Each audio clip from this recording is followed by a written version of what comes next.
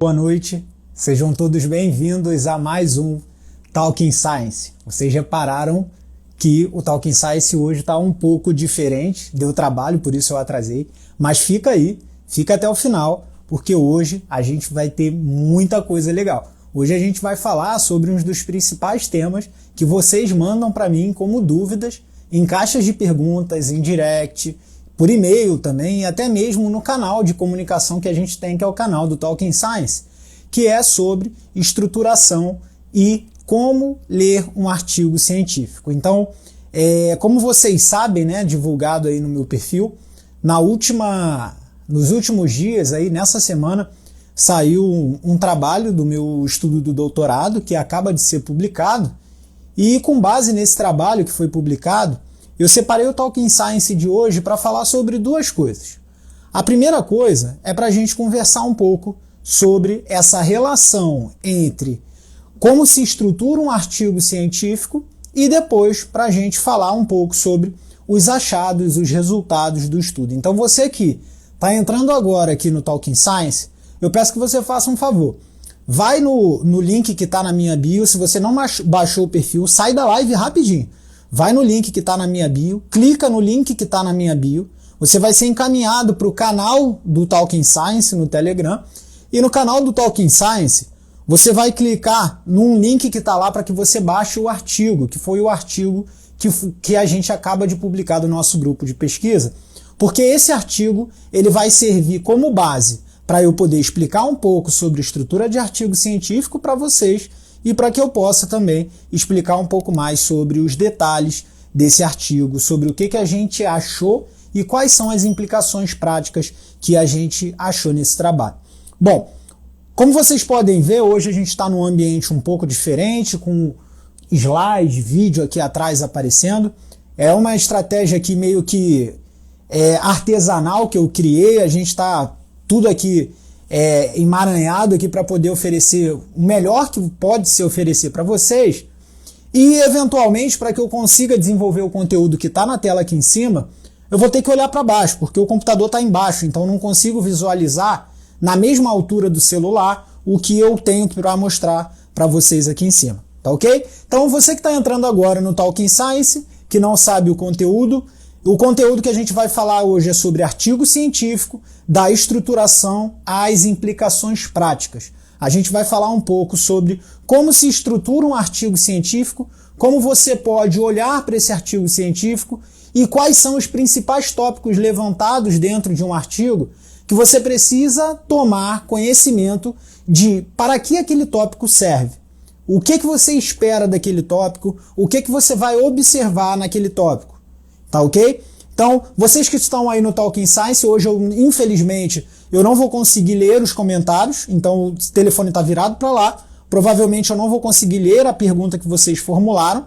Eu preparei essa aula de hoje com base nas últimas perguntas, nas recentes perguntas, né, que foram enviadas na última caixa de pergunta que está aí no meu Instagram, no meu story. Então eu vou tentar responder com base nessas perguntas que vocês formularam para mim na caixa de pergunta do Story, ok? Uma coisa que eu quero pedir para que a gente comece o Talking Science é que vocês toquem nesse aviãozinho e, ao tocar nesse aviãozinho, selecionem pelo menos 5 pessoas que vocês sabem que são da área, que vocês sabem que gostam de ler artigos científicos. Compartilhem esse conteúdo, porque o conteúdo foi montado com muito carinho para vocês. Esse conteúdo ele foi um conteúdo planejado com cada detalhe para que a gente consiga entregar, para que eu consiga entregar para vocês o melhor que eu posso fazer com as condições que eu tenho aqui, ok? Então, quem compartilhar, por favor, é muito importante, faz isso, porque sem dúvida vai sanar muita dúvida de muita gente que gosta de recorrer, de consumir ciência, mas não sabe como consumir. Vou beber água, vocês compartilham e já a gente começa. Bom, feito aí a conversa, né? Feito aí todo o que necessário para compartilhar. Quem compartilhou, muito obrigado pelo compartilhamento.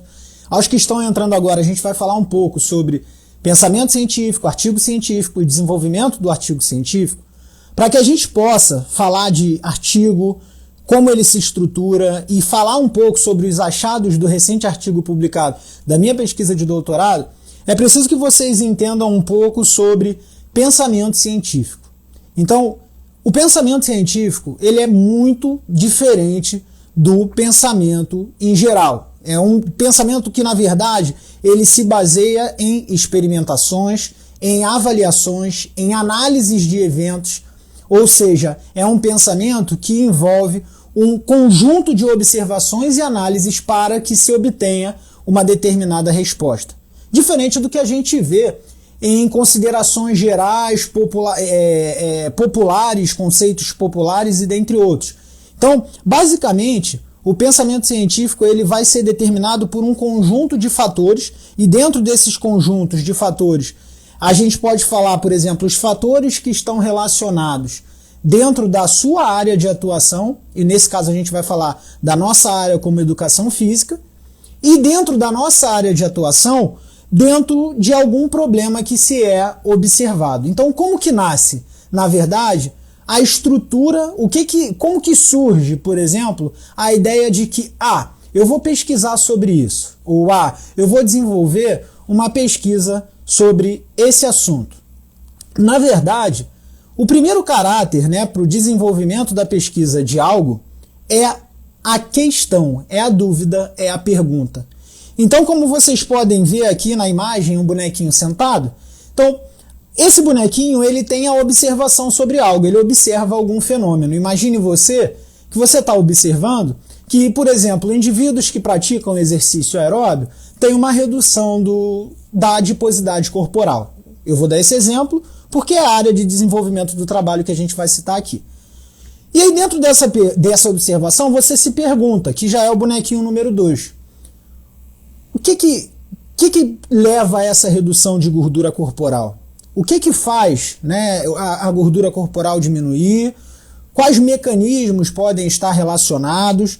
E com base nessas perguntas, nesse questionamento, você vai fazer a sua busca na literatura. Então você vai fazer a sua revisão de literatura, que é exatamente você buscar entender, buscar pesquisas, coletar dados, entender no arcabouço de evidências que já foram estudadas o que se tem na literatura sobre exercício e redução de gordura corporal, por exemplo.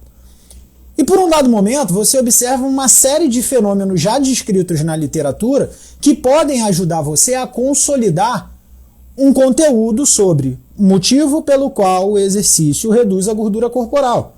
Pode te ajudar a esclarecer a dúvida da sua pergunta. Como, por exemplo, o exercício reduz a gordura corporal porque ele ativa enzimas que são lipolíticas. Estou dando um exemplo, ele ativa a queima de gordura, vou falar de uma forma mais leiga.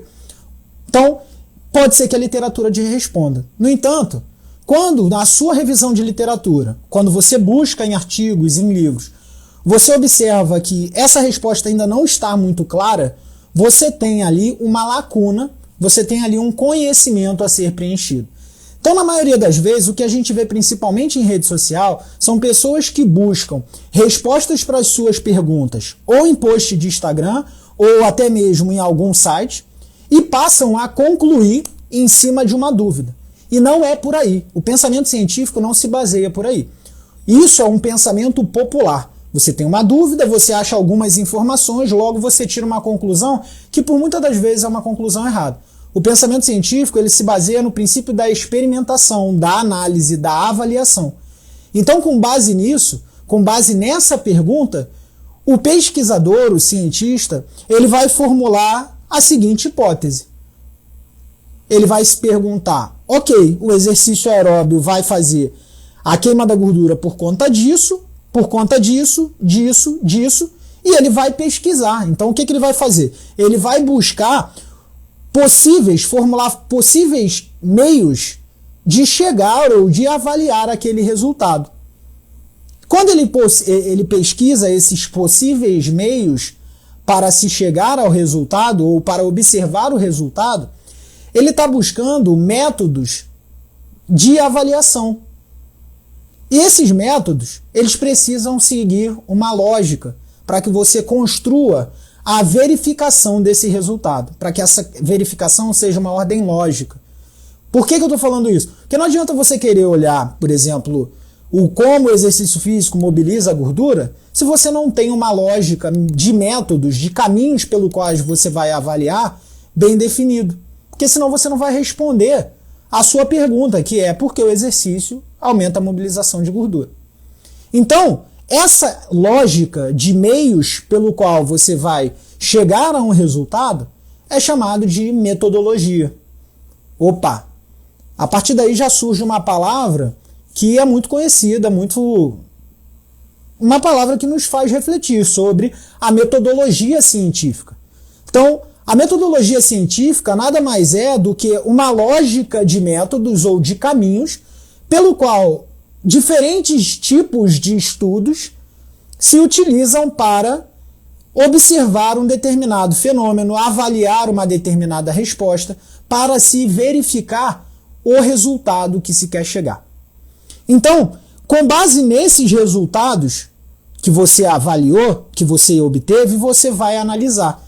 E por muitas das vezes essas análises, para que essas análises sejam de fato observadas e transferíveis para a sua aplicação, é necessário uma validação estatística.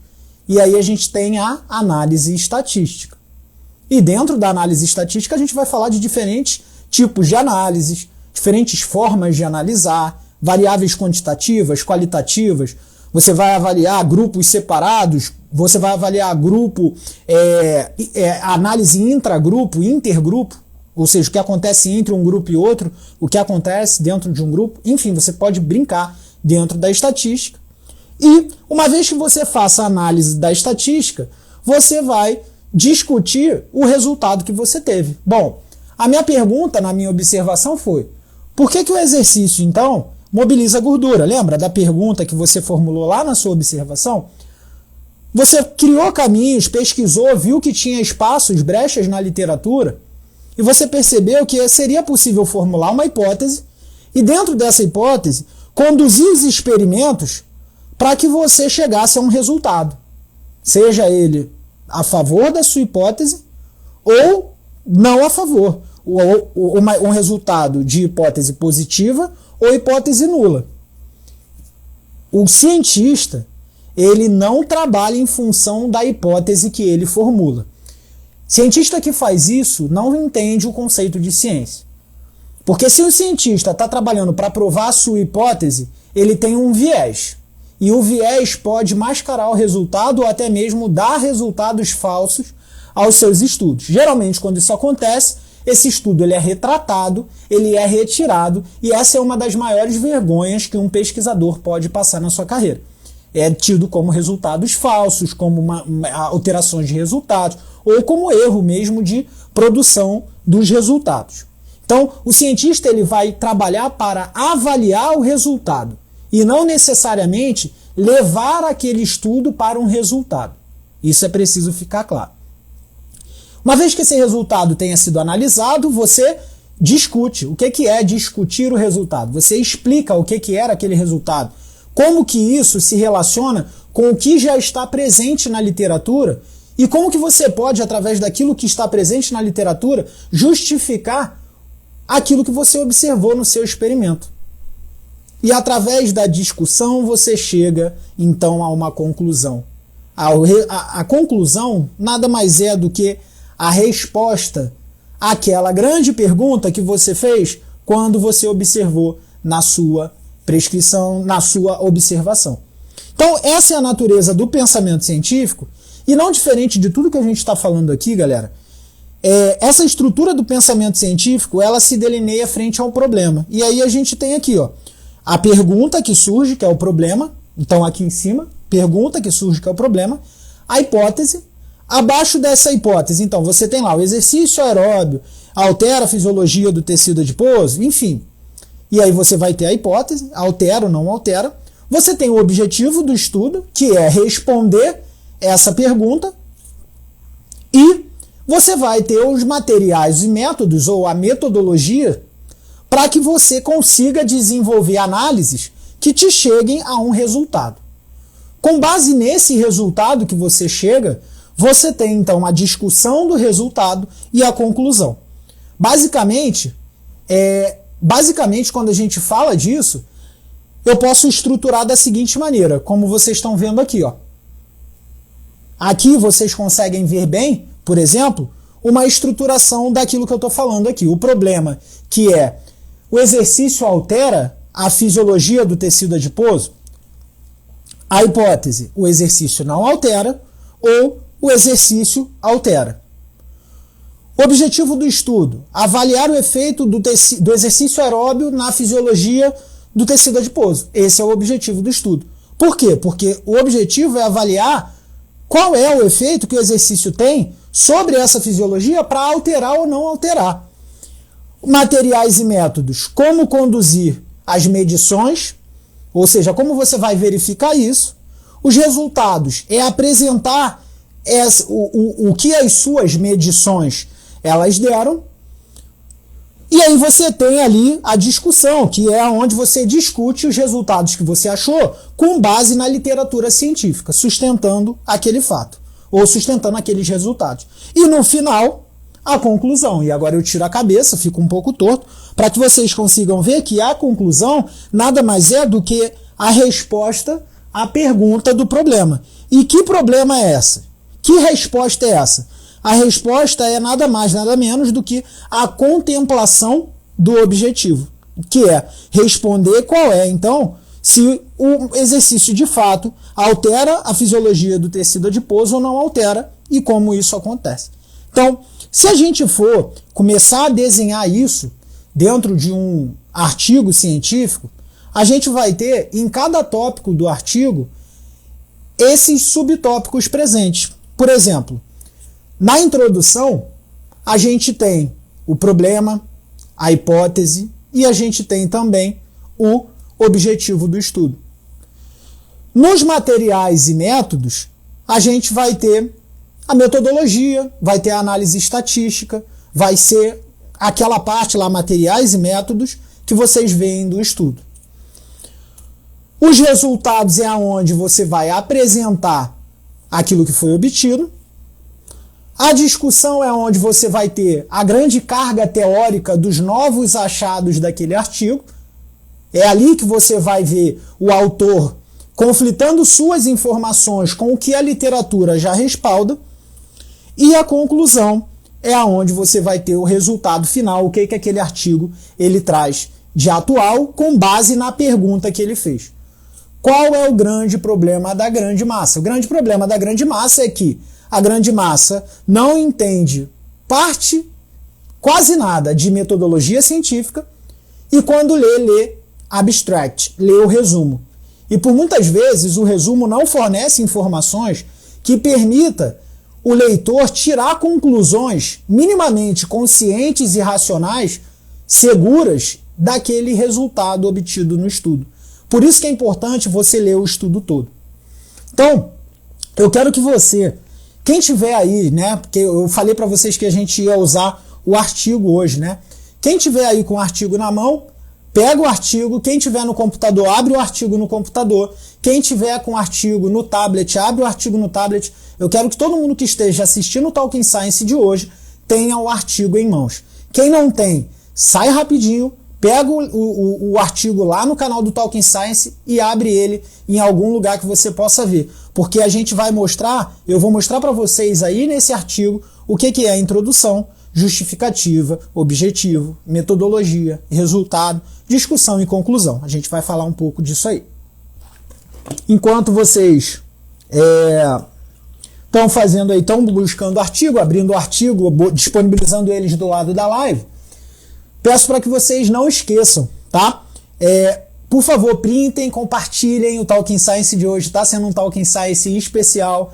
Estou tentando o máximo aqui colocar maneiras interativas para que a gente possa aprender junto. É importante esse tipo de conversa aqui nossa, e mais importante ainda é a sua participação, compartilhando, printando, me marcando para que eu possa repostar vocês lá, tá bom? Então, pegaram um artigo aí, a gente vai olhar agora uma característica típica da estrutura de um artigo de pesquisa. tá bom? Eu vou colocar uma imagem para vocês aqui e por intermédio dessa imagem eu vou explicar um pouco do que eu preciso passar para vocês. Eu vou até virar um pouco de lado aqui para que a gente possa ver isso aqui junto. Então, aqui a gente tem uma imagem que mostra a natureza típica de um artigo de pesquisa, uma estrutura de um artigo. Geralmente o que o cara faz? O cara quando pega um artigo, muitas das vezes o cara se resume a ler o artigo nisso aqui, ó, ao abstract, a ler apenas o resumo do artigo. E o resumo do artigo, ele não fornece todas as informações necessárias para que você consiga estabelecer até que ponto aquela informação ela de fato é segura e ela foi bem verificada.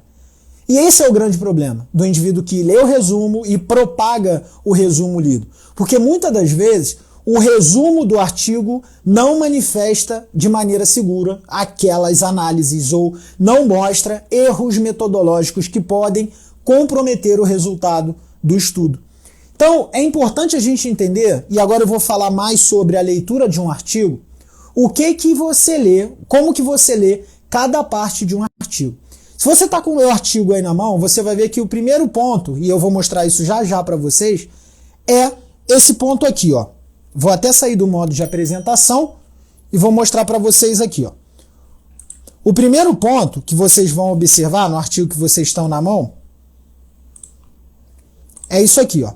Vou diminuir aqui um pouco. Bom. Vamos lá. Primeiro ponto é isso aqui, ó.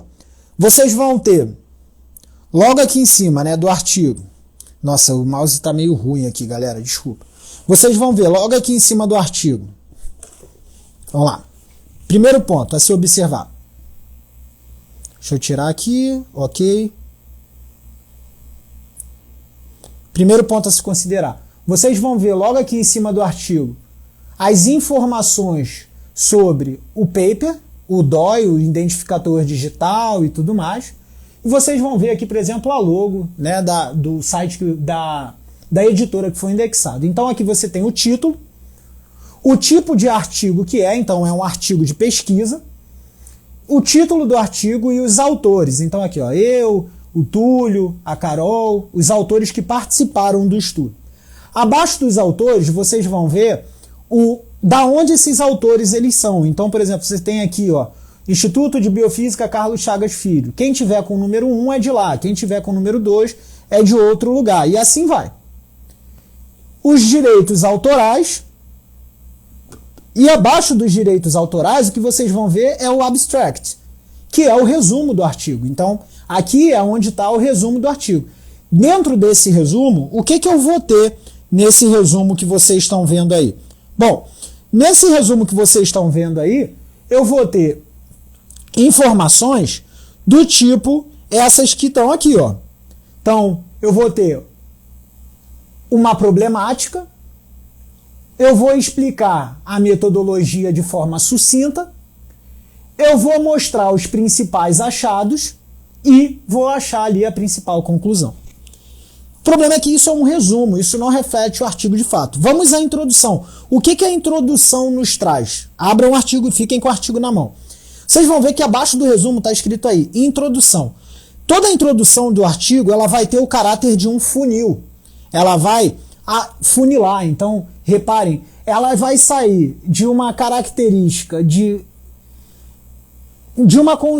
uma consequência geral, uma característica geral da literatura. Então, por exemplo, vai se falar sobre exercício, vai se falar sobre homeostase redox, nesse artigo, por exemplo. Eu vou estabelecer dentro disso um nicho. O que é estabelecer um nicho? Então eu saio do geral, vou afunilando para uma perspectiva como, por exemplo, o tecido adiposo e o exercício alterando a fisiologia do tecido adiposo. E dentro desse nicho eu vou mostrar algumas pesquisas que vão trazer ali evidências sobre exercício e tecido adiposo e vou afunilar cada vez mais, dizendo que aquilo que eu quero estudar é algo que não se encontra descrito ou está pouco elucidado na literatura. Então reparem bem, um artigo científico, a introdução do artigo, ela quer de fato te introduzir algo. A introdução do artigo, ela quer te apresentar o objetivo do artigo. É isso que a introdução faz. Ela vai te apresentar qual é a pergunta daquele artigo.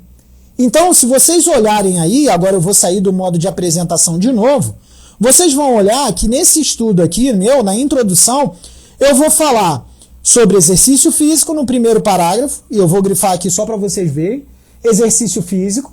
Depois que eu falar de exercício físico, eu vou falar sobre fatores relacionados à defesa antioxidante. Depois de falar da defesa antioxidante, eu vou falar do tecido adiposo. E depois de falar do tecido adiposo, eu vou falar sobre alguns estudos na literatura. E, finalmente, eu vou dizer que parte dessas expressões, desses estudos, ainda estão poucos esclarecidos. Uma vez que eu delineei essa perspectiva, eu mostro qual é o objetivo do estudo. O objetivo do presente estudo, então, foi avaliar o efeito agudo do exercício aeróbio sobre a homeostase redox do tecido adiposo e a expressão de genes relacionados à defesa antioxidante, que é algo que não tem descrito na literatura. Pronto, a introdução ela te dá um panorama geral e te apresenta o objetivo. Os materiais e métodos são os meios que eu uso para chegar naquele resultado. Então aqui eu tenho, por exemplo, o material e método do estudo, o modelo experimental, foi modelo de rato, eu mostro como que eu fiz o exercício nesses animais, eu vou falar sobre como eu mensurei os resultados que eu tenho. Então, por exemplo, eu vou mostrar resultado de lactato. Como que isso foi feito? Eu vou lá e descrevo aqui, como está descrito. E por que é importante descrever materiais e métodos? Porque esses métodos, esses materiais, esses métodos, eles precisam, a ciência precisa ter transparência e reprodutibilidade. Então aquilo que eu faço aqui tem que ser feito por outra pessoa em qualquer lugar do mundo que resolver seguir a pesquisa que eu delineei. Eu preciso apresentar de forma transparente os resultados que eu tive para que quando os meus resultados sejam avaliados por outros pesquisadores, eles consigam ver se de fato há sustentabilidade naquilo que eu quero publicar. Não sei se vocês sabem, mas o artigo científico ele passa por uma revisão de outros pesquisadores, chamada de revisão por pares. E por isso que é difícil publicar um artigo científico. Existem várias normas que precisam ser seguidas. E aí, se você não faz toda essa metodologia muito bem feita, se você não deixa isso tudo bem claro, a chance de você publicar o artigo em uma revista importante, de alto fator de impacto, ela reduz. Quanto mais importante é a revista, mais criteriosa ela é. E quanto mais criteriosa ela é, melhor tem que ser os métodos que você usa para chegar àquele resultado.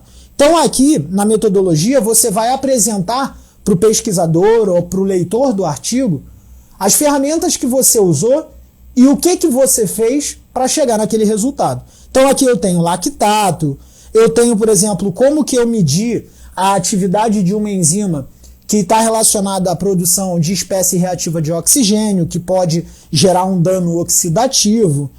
Eu tenho também como que eu avaliei o funcionamento da mitocôndria do tecido adiposo. Eu tenho como eu avaliei a produção de ATP, a produção de ROS da mitocôndria. Então, dentro desse trabalho, eu vou ter na metodologia como que eu fiz cada coisa do meu estudo.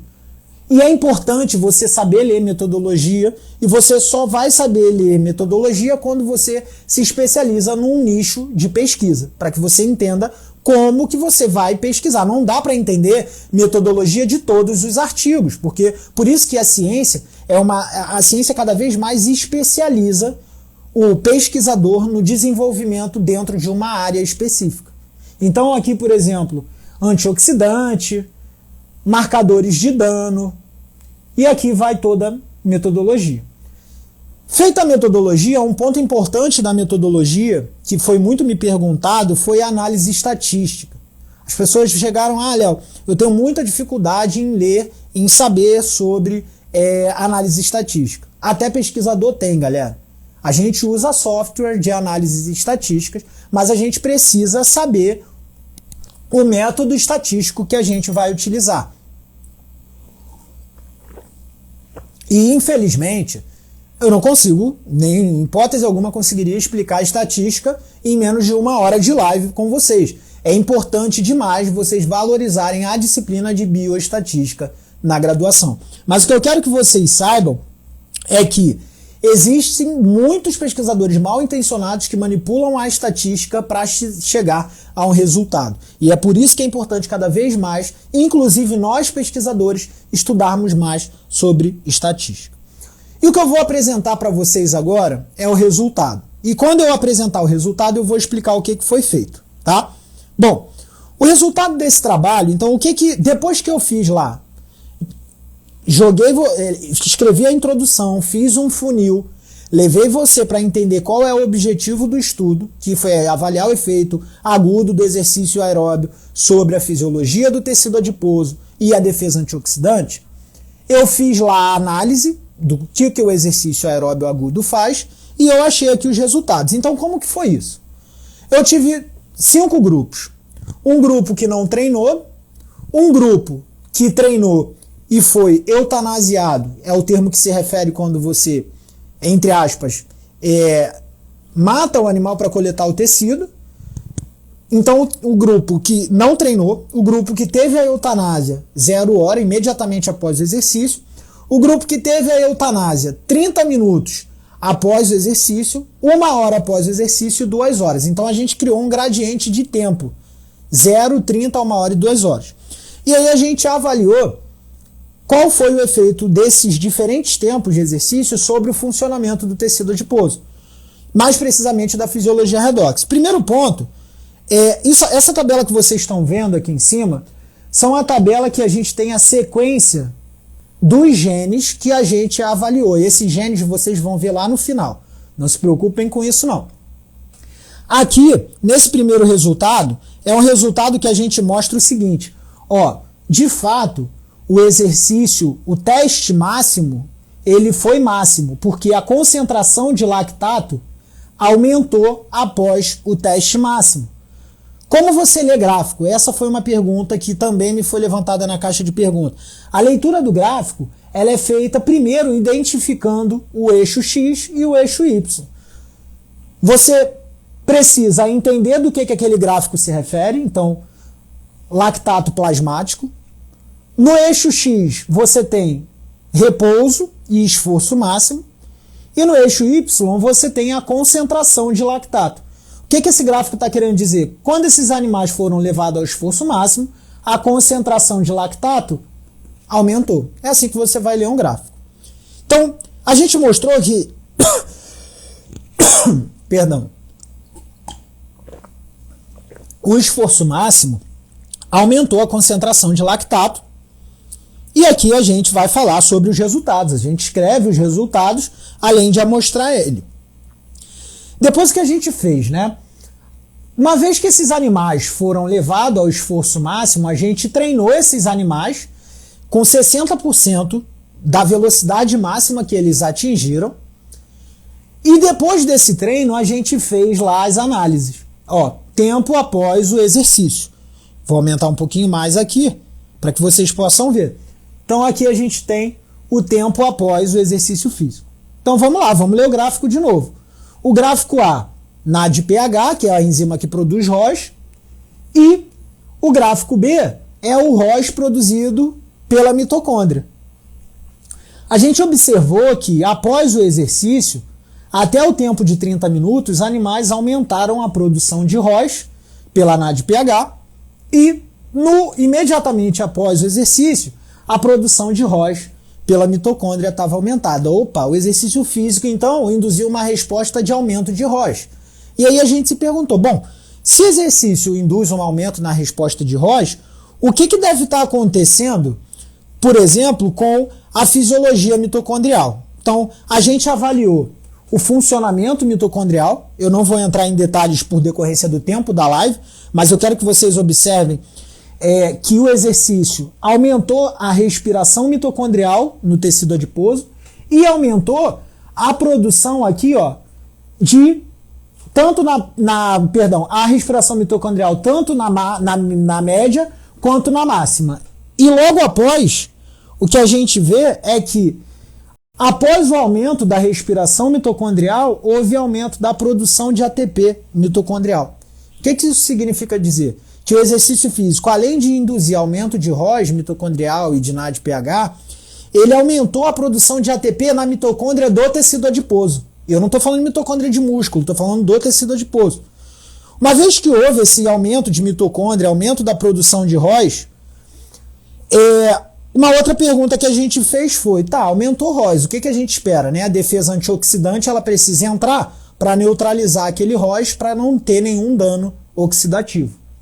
E o que a gente vê é que, na verdade, a defesa antioxidante ela diminuiu. Catalase, que é uma enzima antioxidante que neutraliza os efeitos de ROS, reduziu.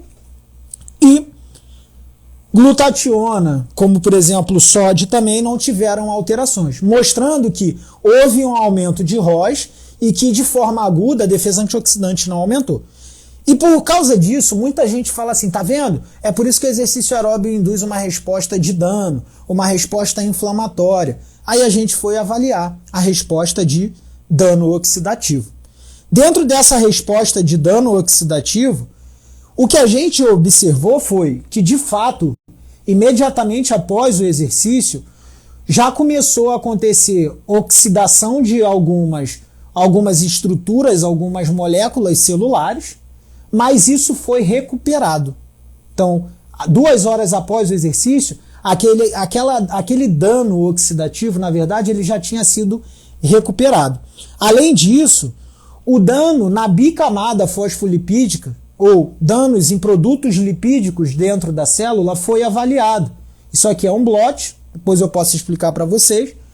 O que a gente observa foi que o exercício físico ele induziu o aumento da peroxidação lipídica, ou seja, o aumento de oxidação e hiperoxidação de lipídios, danos em lipídios na célula, e aí depois esse dano já não foi mais significativo, mostrando que o tecido adiposo até então, aparentemente havia uma resposta ali de reparo, de regeneração a esse dano oxidativo, ou que as espécies reativas de oxigênio produzidas pelo exercício não eram capazes de gerar um dano permanente nas biomoléculas daquele tecido.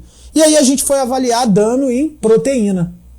O que a gente observa aqui, o exercício aumentou a oxidação de proteínas, mas 2 horas depois houve uma redução significativa, 1 hora e 2 horas depois, essa oxidação em proteína já havia sido reduzida. Então, galera, esse foi alguns dos achados, e aí a gente ficou assim, ok, então a gente teve um aumento de ROS, uma redução da defesa antioxidante, um aumento do danos em biomoléculas, e aí vem a grande questão. O que a gente pensou? Bom, aumentou danos em biomoléculas, o exercício imediatamente aumentou o dano, mas logo após o exercício, esses danos em biomoléculas foram recuperados. E aí, quando foi recuperado, eu quero que vocês observem o que aconteceu. O que aconteceu com a expressão gênica da célula do tecido adiposo. E é isso aqui que eu quero mostrar para vocês agora. Vamos lá. Isso aqui que eu quero mostrar para vocês agora. NRF2, glutationa peroxidase, tudo isso aqui eu quero mostrar para vocês, porque isso aqui que a gente vai ver agora aqui no slide, no PDF, é expressão de genes que são responsáveis pela defesa antioxidante e pela proteção celular ou citoproteção. Eu mostrei para vocês que o exercício aumentou a produção de ROS, esse aumento da produção de ROS induziu alterações oxidativas em biomoléculas que foram regenerados 2 horas após o exercício. E olha que interessante, essas vias são reguladas também por oxidação. E a gente mostra nesse trabalho que o grupo, todos os genes relacionados à proteção, a defesa de proteção antioxidante da célula, principalmente o NRF2, glutationa peroxidase, GCLM, e aqui vai mais, ó, GCL1, HM-oxigenase, todos eles, SOD1, com exceção de SOD2, catalase, aumentaram em resposta ao exercício. E esse foi um dos principais achados do nosso trabalho. Após isso, a gente discutiu esses resultados. E aí embaixo aqui vocês vão ver a discussão desses resultados. E eu vou discutir aqui rapidamente com vocês e já vou deixar aqui grifado o que foi essa conclusão, tá bom? Deixa eu aumentar aqui um pouco. Então, vou deixar aqui grifado para que vocês possam ler também.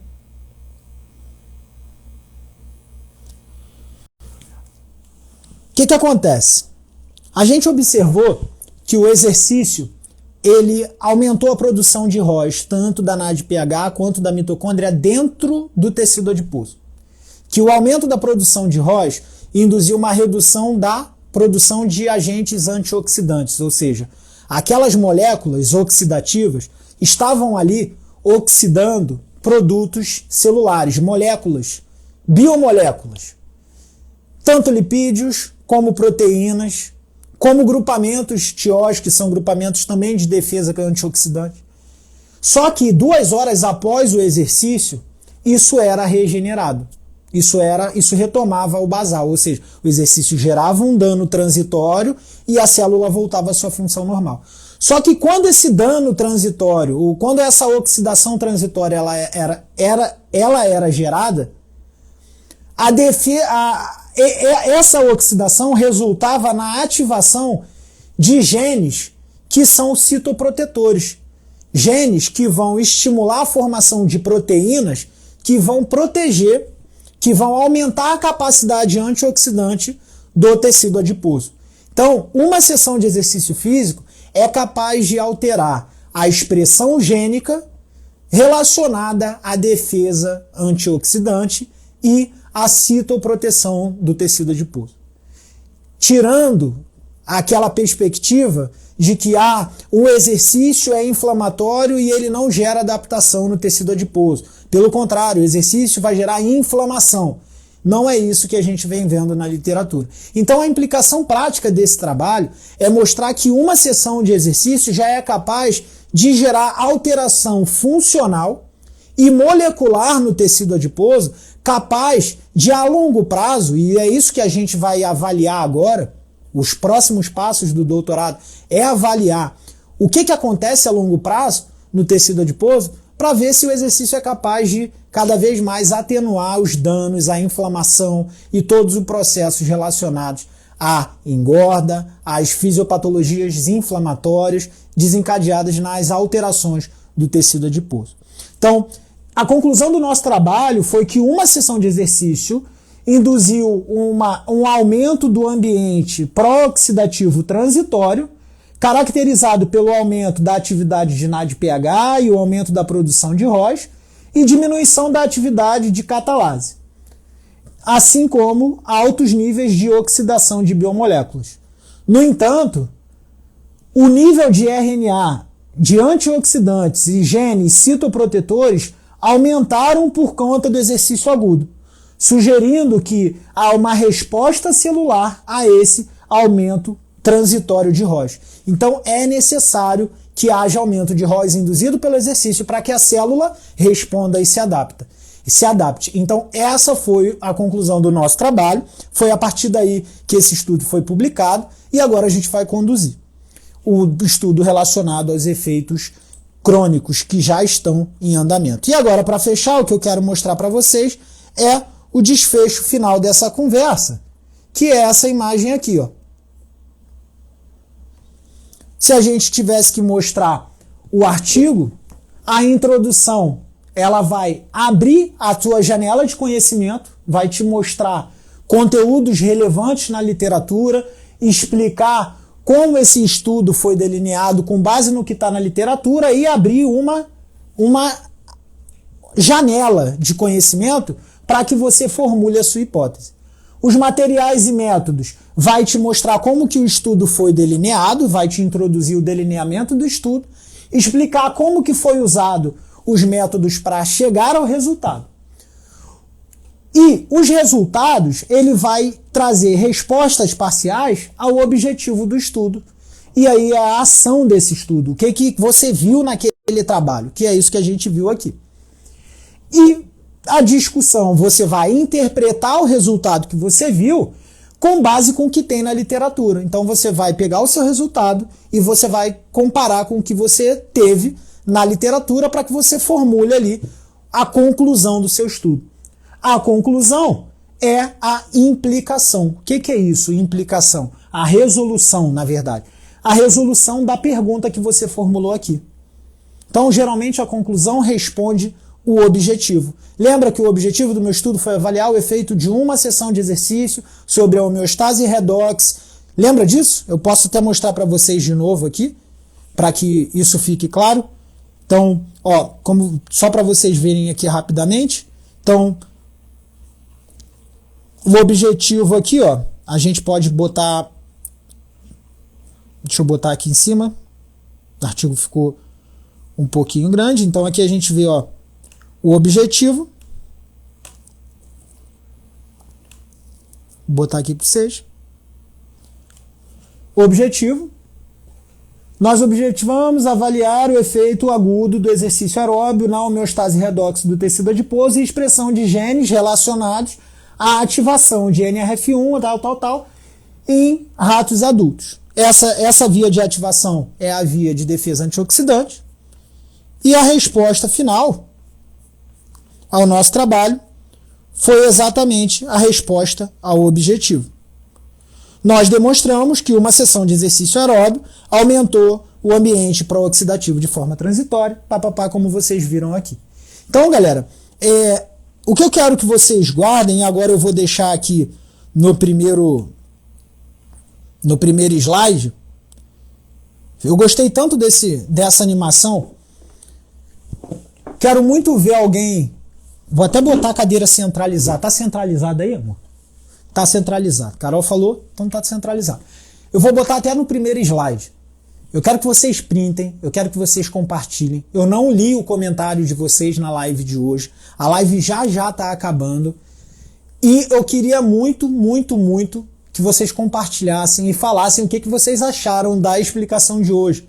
Porque eu não consegui ler vocês. Quando acabar vai ficar salvo. Comenta lá o que vocês acharam. Eu nem sei quantas pessoas estão assistindo a live hoje, sinceramente. Então printem, compartilhem, me marquem, que isso é muito interessante. Carol falou que teve uma pergunta. Eu tentei responder todas as perguntas que estiveram aqui na minha caixa de pergunta do Story. Eu ainda tenho 3 minutos aí. Eu vou responder essa pergunta, deixa eu ver. Tô vendo aqui no celular da Carol.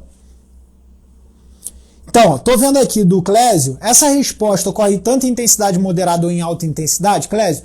Então, não posso te dizer que em alta intensidade seja igual na intensidade moderada. E aí é importante a gente falar sobre isso. O estudo avaliou em intensidade moderada. Se eu te falasse que em intensidade alta isso também ocorre, eu estaria extrapolando os resultados do estudo, tá ok? Então, o Gusta botou assim, o presente trabalho verificou efeito em ratos em exercício em 65% a 75% da capacidade máxima de trabalho. Exatamente, foi para essa intensidade aí.